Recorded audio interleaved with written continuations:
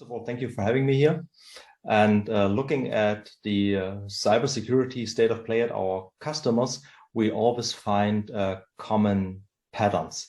When we start working with new customers, we usually start out with detailed analysis on their status quo of their existing infrastructure. And as part of this, we do measurement analysis, and we basically look at what's already happening in their infrastructure and they might not know about. And while the list of findings is always long and different across the different customers and infrastructures, the top findings are usually always the same, and we have a strong overlap.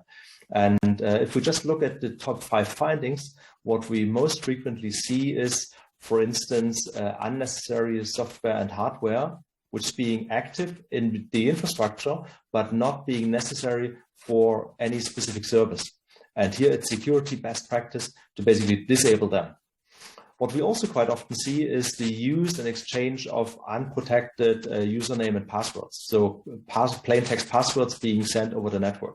And that's, of course, something which should be avoided by all means. Then a very typical finding for any OT environment is that we see lots of software and hardware again, which have known vulnerabilities. So vulnerabilities which are known to the hardware vendor, which are in most cases even published, and they are known not just to the general public, but also to potential attackers, and they need to be patched to avoid them being exploited for cyber attacks. And quite often this is not possible, but it's very important to at least know them and then being able to secure them. And then further down the list is that in many instances, we see communication to and from the public internet in the very well protected environments where we usually deploy. And while this may be necessary for certain services in these environments, most often this is not the case. And most often our customers are surprised to see signs of such public internet communication. And this is again something which needs to be properly managed by all means.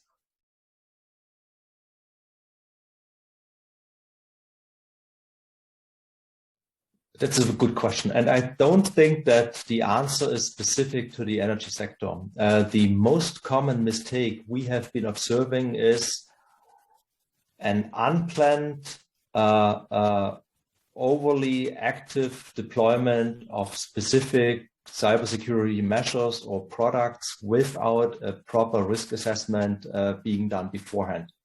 So cybersecurity, and this is just repeating what's probably or what should be common sense, cybersecurity is always needs to be a holistic approach, basically encompassing everything in an organization. And tools is certainly just one aspect, but quite often the selection and the deployment of tools is overemphasized over the implementation of correct procedures and organizational habits.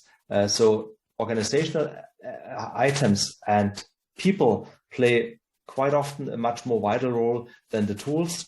And this is coming from someone providing tools. So we like to see our tools deployed, but you have to do your homework before deploying any specific tools in your environment if you start out looking seriously at cybersecurity in a critical infrastructure environment.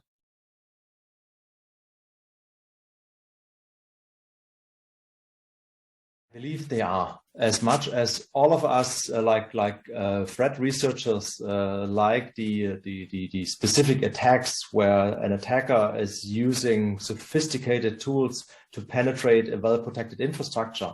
And while this may still happen, what we see in day-to-day operations is much more mundane. So we're looking at things like external maintenance stuff, coming in using uncertified laptop computers, deploying software updates, firmware updates on machines in protected environments with laptop machines which are not well protected and not, for instance, scanned for current malware.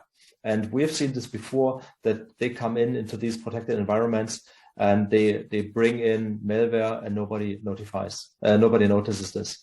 Or what we also see is the same kind of incident where through mistakes in operational procedures, an update, for instance, is deployed on the wrong machine, which may again cause an outage, a disruption of an operational system. And so quite often it's not the high-level security attack, cybersecurity attack, but quite often it's the much more mundane day-to-day operational problems which bring in the real-world trouble into these organizations and infrastructures.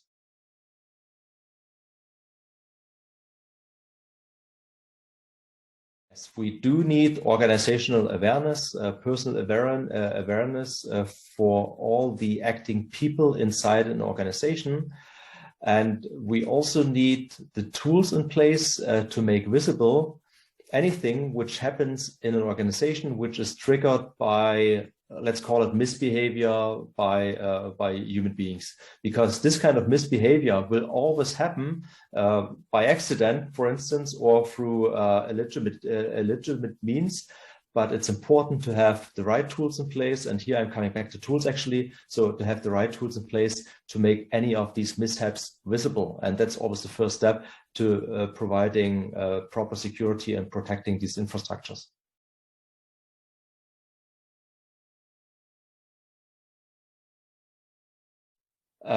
So assuming that cybersecurity is not well defined, at risk is not well known and well established in an organization, we always start out with our new customers with a very detailed risk analysis.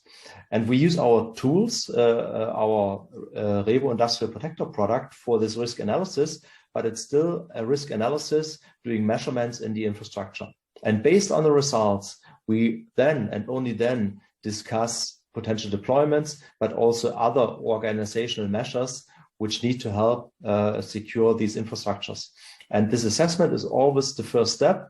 It may not be the very first step a customer is taking, but it's an earlier step. And only based on these results, the customer, the operator of the infrastructure, can decide what the right first, second, and third steps are. And this is where we help our customers.